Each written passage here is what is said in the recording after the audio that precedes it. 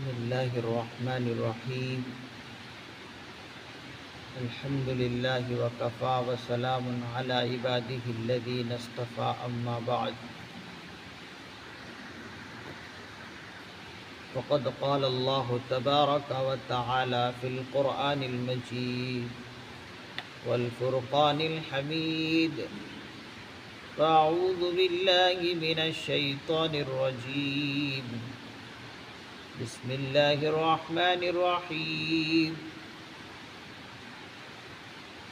وَإِن مِّنْ أَهْلِ الْكِتَابِ إِلَّا لَيُؤْمِنَنَّ بِهِ قَبْلَ مَوْتِهِ وَيَوْمَ الْقِيَامَةِ يَكُونُ عَلَيْهِمْ شَهِيدًا. فَبِظُلْمٍ مِّنَ الَّذِينَ هَادُوا حَرَّمْنَا عَلَيْهِمْ طَيِّبَاتٍ أُحِلَّتْ لَهُمْ وَبِصَدِّهِمْ عَن سَبِيلِ اللَّهِ كَثِيرًا وَأَخْذِهِمُ الرِّبَا وَقَدْ نُهُوا عَنْهُ وَأَكْلِهِمْ أَمْوَالَ النَّاسِ بِالْبَاطِلِ وَأَعْتَدْنَا لِلْكَافِرِينَ مِنْهُمْ عَذَابًا أَلِيمًا. صدق اللہ العظیم. وَإِن مِّنْ أَهْلِ الْكِتَابِ إِلَّا لَيُؤْمِنَنَّ بِهِ قَبْلَ مَوْتِهِ. اور اہل کتاب میں سے کوئی ایسا نہیں ہے کہ اپنی موت سے پہلے حضرت عیسیٰ علیہ السلام پر ایمان نہ لائے. وَإِن مِّنْ أَهْلِ الْكِتَابِ إِلَّا لَيُؤْمِنَنَّ بِهِ قَبْلَ مَوْتِهِ. اور اہل کتاب میں سے کوئی ایسا نہیں ہے کہ حضرت عیسیٰ علیہ السلام کی موت سے پہلے کوئی ایمان نہ لائے. ضرور بھی ضرور وہ حضرت عیسیٰ علیہ السلام کی موت سے پہلے ان پر ایمان لائیں گے. وَيَوْمَ الْقِيَامَةِ يَكُونُ عَلَيْهِمْ شَهِيدًا. اور قیامت کے دن وہ ان لوگوں کے خلاف گواہ بنیں گے. وَيَوْمَ الْقِيَامَةِ يَكُونُ عَلَيْهِمْ شَهِيدًا. اور قیامت کے دن وہ ان لوگوں کے خلاف گواہ بنیں گے.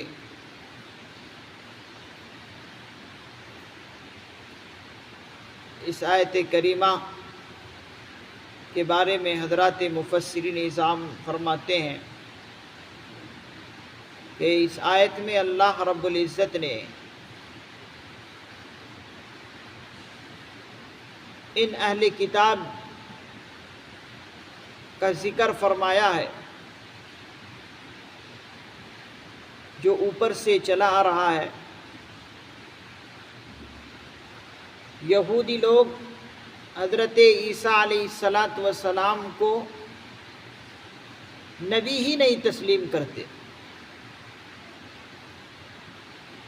حضرت عیسیٰ علیہ السلام کو یہودی لوگ نبی ہی نہیں تسلیم کرتے بلکہ ان کی قتل کی سازش یہودی لوگ کرتے تھے. جہاں تک عیسائیوں کا حال ہے کہ عیسائیوں نے حضرت عیسیٰ علیہ السلام کو خدا کا بیٹا ہی قرار دے دیا کہ نعوذ باللہ حضرت عیسیٰ علیہ السلام خدا کے بیٹے ہیں. اور ان کی محبت میں اتنے آگے بڑھ گئے کہ ایک طرف اللہ کے بیٹے ہونے کو قرار دے رہے ہیں اور دوسری طرف انہی کو سولی پر چڑھا بھی رہے ہیں. انہوں نے کہا کہ ہم نے حضرت عیسیٰ علیہ السلام کو سولی پر چڑھا دیا. اوپر اس کا جواب اللہ نے واضح طور پر دیا کہ تم نے ان کو سولی پر چڑھایا نہیں، بلکہ ہم نے ان کو آسمان پر اٹھا لیا ہے۔ تو اللہ رب العزت یہاں پر فرما رہے ہیں، یہاں جو ایک لفظ آیا قبل موتی، موتی ہی کی جو ہاں ضمیر ہے، اس ضمیر کے بارے میں مفسرین اعظام کی الگ رائے ہے۔ بعض فرماتے ہیں کہ اس ہاں ضمیر راجع ہے حضرت عیسیٰ علیہ السلام کی طرف، اور بعض فرماتے ہیں کہ یہ ہاں ضمیر راجع ہے، یہ لوٹ رہی ہے اہل کتاب کی طرف۔ اگر ہاں ضمیر کو اہل کتاب کی طرف راجع کریں گے، لوٹائیں گے، تو مطلب اس کا ہوگا کہ اہل کتاب اپنی موت سے پہلے ضرور بھی ضرور حضرت عیسیٰ علیہ السلام پر ایمان لائیں گے۔ اب اس کا مطلب یہ ہوگا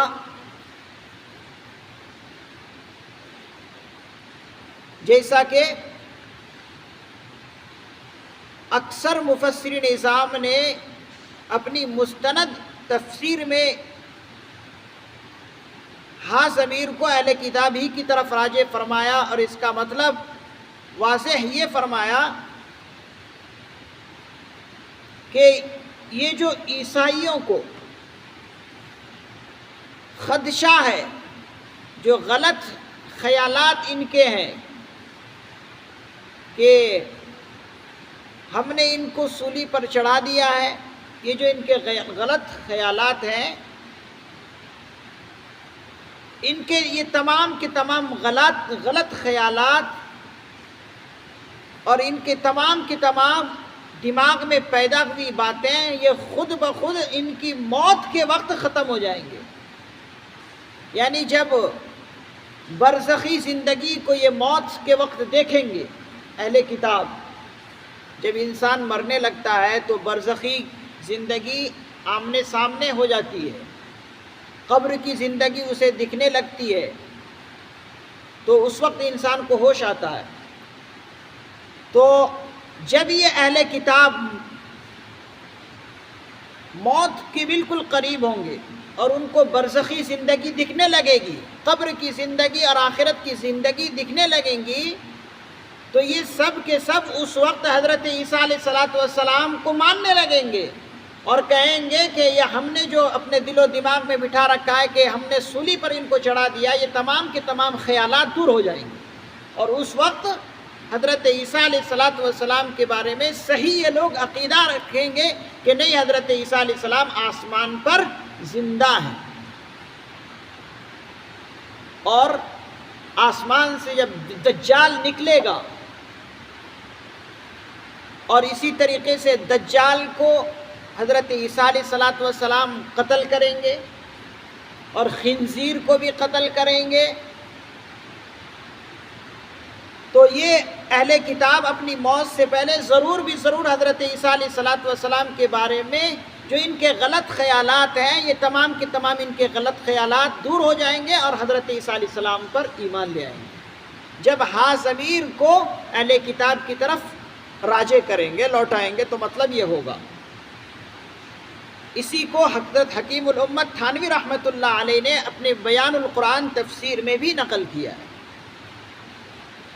اور دوسرا مطلب اس آیت کریمہ کا یہ ہے کہ اگر ہاں ضمیر کو موتی قبل موتی کے اندر جو ہاں ضمیر ہے، اس کو اگر لوٹائیں حضرت عیسیٰ علیہ السلام کی طرف، اور اس سے ہاں ضمیر سے مراد حضرت عیسیٰ علیہ السلام لے، تو اس وقت میننگ کیا ہوگا، ترجمہ ہوگا کہ اہل کتاب میں سے کوئی ایسا نہیں ہے کہ ضرور بھی ضرور حضرت عیسیٰ علیہ السلام پر حضرت عیسیٰ علیہ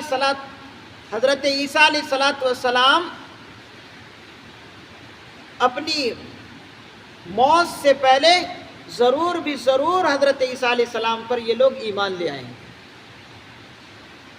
اس کا مطلب پھر کیا ہے اگر ہاں ضمیر کو حضرت عیسیٰ علیہ السلام کی طرف لوٹائیں تو اس وقت مطلب اور اس کی تشریح یہ ہوگی کہ حضرت عیسیٰ علیہ السلام قرب قیامت میں آسمان سے اتریں گے، دجال کو قتل کریں گے، خنزیر کو قتل کریں گے، اور حضرت عیسیٰ علیہ السلام اس وقت اہل کتاب کے سامنے اپنی وہی باتیں رکھیں گے اور ان کے غلط خیالات کو دور کر دیں گے، ان کے غلط خیالات کو دور کر دیں گے۔ یہ لوگ جو عیسائی لوگ کہتے تھے کہ ہم نے آپ کو سولی پر چڑھا دیا ہے، تو حضرت عیسیٰ علیہ السلام اتریں گے قرب قیامت میں، قیامت کے بالکل قریب، اور ان کے تمام ان غلط خیالات کو غلط قرار دیں گے کہ دیکھو تم نے جو میرے بارے میں یہ غلط بٹھایا تھا کہ تم نے میرے کو سولی پر چڑھا دیا، کہ دیکھو اب حقیقت تمہارے سامنے آ گئی،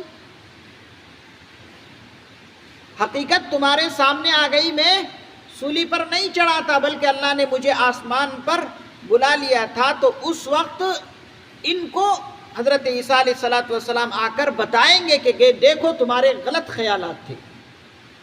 تو اگر ہاں ضمیر کو حضرت عیسیٰ علیہ السلام کی طرف لوٹا کر مراد لیں تو حضرت عیسیٰ علیہ السلام آسمان پر جو ہے قرب قیامت میں نازل ہوں گے، خنزیر کو قتل کریں گے، دجال کو قتل کریں گے، اور ان کے غلط خیالات کو دور کریں گے۔ تو اس وقت یہ مطلب ہوگا۔ وَيَوْمَ الْقِيَامَةِ يَكُونُ عَلَيْهِمْ شَهِيدًا، اور قیامت کے دن حضرت عیسیٰ علیہ السلام ان کے خلاف گواہ بھی بنیں گے اور کہیں گے کہ دیکھو تم نے میرے بارے میں غلط عقیدے رکھے تھے، اور تم نے یہ کہا تھا کہ میں نعوذ باللہ خدا کا بیٹا ہوں یا 3 خداؤں میں سے ایک خدا ہوں۔ ان سب کے خلاف گواہ بھی بنیں گے کہ نہیں، میں ایک اللہ کا بندہ اور اللہ کا ایک رسول تھا، ان کے خلاف گواہ بھی ہوں گے۔ فَبِظُلْمٍ مِّنَ الَّذِينَ هَادُوا حَرَّمْنَا عَلَيْهِمْ طَيِّبَاتٍ أُحِلَّتْ لَهُمْ وَبِصَدِّهِمْ عَن سَبِيلِ اللَّهِ كَثِيرًا۔ غرض یہودیوں کی سنگین زیادتیوں کی وجہ سے ہم نے ان پر پاکیزہ چیزیں حرام کر دی۔ اللہ تعالیٰ ارشاد فرماتے ہیں غرض یہودیوں کی سنگین زیادتیوں کی وجہ سے ہم نے ان پر پاکیزہ چیزیں حرام کر دی۔ احلت لہم، جو کہ ان پر پہلے حلال کی گئی تھی، وَبِصَدِّهِمْ عَن سَبِيلِ اللَّهِ كَثِيرًا، اور اس وجہ سے بھی کہ یہ کثرت سے لوگوں کو اللہ کے راستے سے روکتے تھے، کثرت سے اللہ کے راستے سے یہ لوگ لوگوں کو روکتے تھے۔ اس آیت کریمہ میں اللہ رب العزت ارشاد فرماتے ہیں کہ ان اہل کتاب، چاہے وہ یہودی ہو چاہے وہ نصارہ ہو، ان کی شرارتوں کی وجہ سے، ان کی ہٹ دھرمیوں کی وجہ سے، کہ رسول اللہ صلی اللہ علیہ وسلم سے آ کر دفعتاً واحدتاً کہنے لگے کہ ہم کو حضرت موسیٰ علیہ السلام جیسی کتاب فوراً لا کر دو، ہم مان لیں گے، جبکہ آسمانی کتاب میں قرآن کریم سب سے افضل کتاب ہے، ساری کتابوں میں سب سے افضل ہے۔ اب اس کتاب کے ہوتے ہوئے اہل کتاب حضور سے آ کر دفعتاً واحدتاً اچانک آ کر کہے کہ ہم کو حضرت موسیٰ علیہ السلام جیسی کتاب لا کر دو، تو یہ ان کی کم بختی نہیں تو اور کیا ہے، جبکہ ساری کتابوں میں افضل ترین کتاب قرآن کریم ہے۔ اس کے ہوتے ہوئے اب دوسری کتاب کا مانگنا، یہ ان کی ہٹ درمی ہی تو ہے، یہ ان کی شرارت ہی کی وجہ سے، ان کی شرارت ہی تو ہے۔ تو اللہ تعالیٰ فرماتے ہیں کہ ان کی شرارتوں کی وجہ سے، ان کی ہٹ درمیوں کی وجہ سے ہم نے ان پر شریعت کو سخت سے سخت کر دیا، اور سخت اس طرح کیا کہ جو حلال چیزیں تھیں وہ حلال چیزیں بھی ہم نے ان کے لیے حرام کر دی۔ پاکیزہ چیزیں بھی ہم نے ان کے لیے حرام کر دی ان شرارت کی وجہ سے۔ اور اللہ رب العزت فرماتے ہیں کہ یہ لوگ اللہ کے راستے سے لوگوں کو روکتے تھے، صحیح دین پر آنے کے لیے لوگ کشاکش تھے، محمد رسول اللہ صلی اللہ علیہ وسلم کو لوگ سچے اور امانت دار ماننے کے لیے تیار تھے، رسول اللہ صلی اللہ علیہ وسلم پر ایمان لانے کے لیے لوگ تیار تھے، لیکن یہ لوگ طرح طرح کی اشکالات کر کے، اعتراضات کر کے اللہ کے رسول پر ایمان لانے سے یہ لوگ روکتے تھے کثرت سے۔ اسی لیے ہم نے ان کی شریعت کو بھی سخت سے سخت کر دیا، اور پاکیزہ چیزیں بھی ہم نے ان کے اوپر حرام کر دیا۔ پھر آگے فرماتے ہیں وَأَخْذِهِمُ الرِّبَا، اور انہوں نے